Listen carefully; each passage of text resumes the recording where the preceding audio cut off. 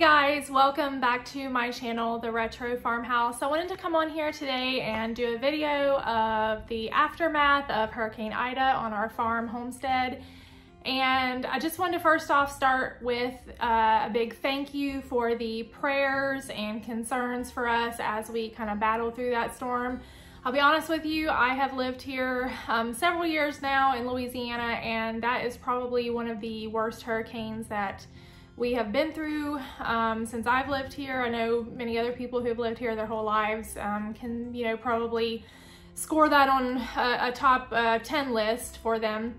But just wanted to again say thank you for all of the messages and everything that I've received from you guys. I really do appreciate that. Something really unusual about this storm is that this actually happened 16 years to the day that Katrina happened. So that's just something that was very odd that did happen. There are people that kind of quote in different areas that this might have been worse or the same as Katrina. It definitely affected different parts of the areas, but for the most part, we didn't have a whole lot of rain. We had some rain, but not enough to do some flooding, at least where I live. Now that's a different circumstance in other parts that are, a little bit farther away from us. For the most part, it's kind of like a big windstorm, and you really don't know what's going to happen. And the bad thing about it is the eye of the storm was hitting us mostly at night. So that's kind of when it's the scariest. You really can't see anything or know what's happening. All you can do is just hear these noises, hear these trees cracking, everything like that. So I'm just going to show you guys a little bit of the day after, what we were having to deal with. We were without electricity for about 6 days, which isn't a lot compared to some people who go through storms. There's people who are out of electricity for weeks. So I was very thankful to have that back on after that amount of time. But we definitely were able to manage through that. It gave me a lot of insight on things that I want to be better prepared for next time and to have better on hand. Like, for example, more things that I can use on a outdoor fire cook area. A better way to wash clothing if we need that.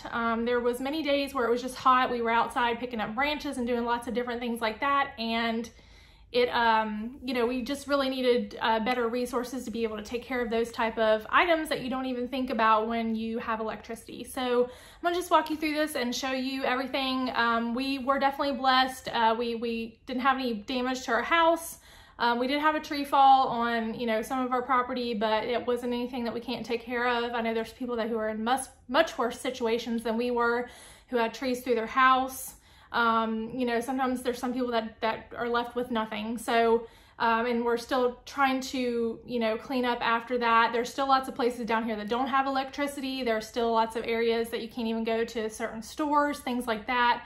But it is getting better over time, so just keep praying for Louisiana. They definitely need it, and I'll show you guys some of the aftermath here. For the most part, we didn't get a ton of rain. I was concerned about that with the flooding as well as the downed trees, which were everywhere. We ended up staying off-site from our homestead at a relative's house for the storm, and the day after was challenging to say the least from the power lines and all the trees that were covering the road. One thing to note though is that as soon as it was daylight, people were out clearing the roads and neighbors were helping neighbors, which was nice to see. We were so fortunate that we had minimal damage. We had a tree fall on our pole barn and lost a few pieces of tin off the roof, but for the most part it was structurally sound and our house was fine, as well as all the other animals.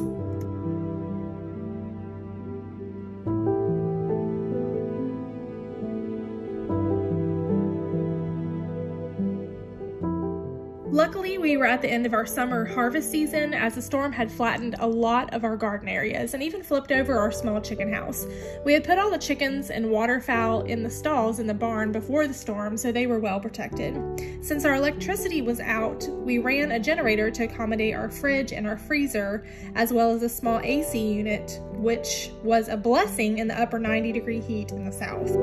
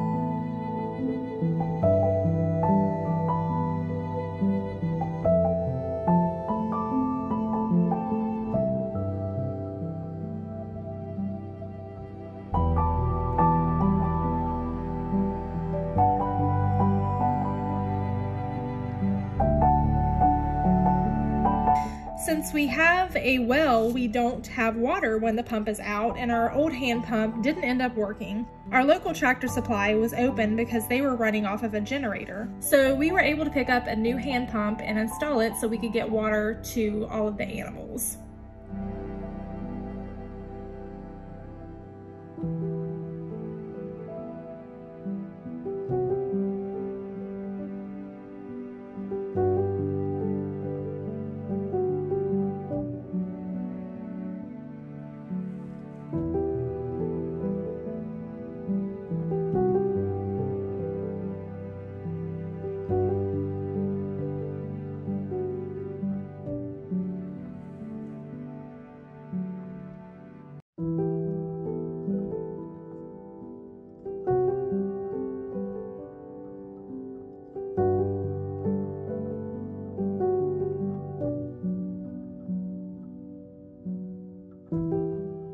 We also took our fire pit outside and converted it to a cooktop by using grates from our grill and using 2 T-posts. Now, I am not an expert at camp style cooking, but I recommend to have at least 1 cast iron pan to use in case of emergencies. This is all I used to cook on anyway, so it was convenient for me. Some tips I would say is get your fire hot, and once the flames start to dwindle, then apply your pan to start cooking. Usually at this point, it would smolder and produce an adequate amount of heat. Anytime you're using cast iron, use butter or some type of other oil to keep items from sticking. We were able to use this method like we would an electric stove for breakfast, dinner, etc. I was even able to make coffee as I already had a kettle and a pour over. Although I think I will invest in a kettle made for camp cooking for next time.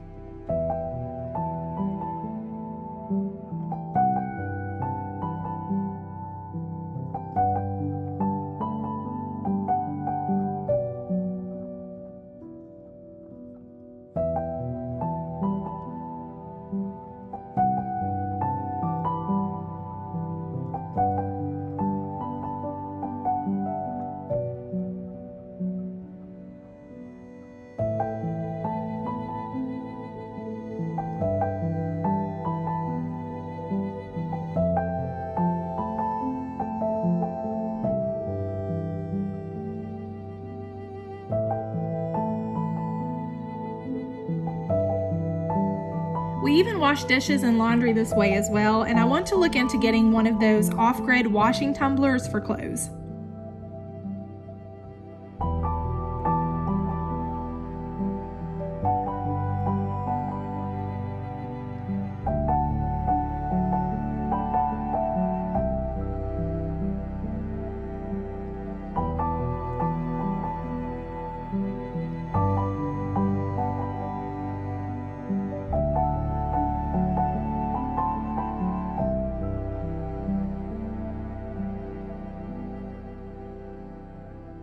One thing I am grateful for is having awesome neighbors who bring their equipment over to help with the cleanup. This really just helped us to accelerate the process faster, and this was something, again, that I was noticing everywhere. It's just everybody was trying to help everybody.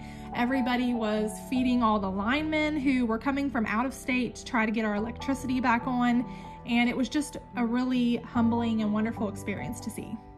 Thanks guys again for coming along on today's video. I know it was a little bit different than what you see on my usual channel, but I just kind of wanted to show you guys some of the things that that we deal with here in Louisiana, and hopefully it maybe gives some insight to some of those people who might not get hurricanes as often, and give them some ideas of preparedness and how to kind of manage through that. And stay tuned, we'll have some more DIYs coming up for next time.